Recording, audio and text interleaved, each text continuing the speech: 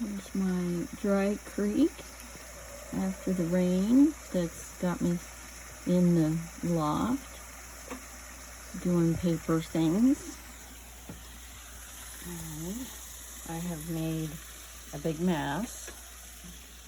I've got a big pile still to do. I've got words and numbers. I've got food items. I want to make collages, like scenery pictures and collages. And then there's miscellaneous stuff. And I have my kind of accordion fussy cut folder thing I made. And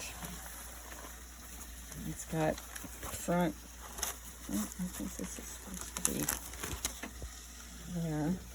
It's front and back. So I've made it, you know, very workable. Scraps. And then I have this photo album thing that has the like baseball card holders, and I have cutouts, punches, fussy cut images that I put in here.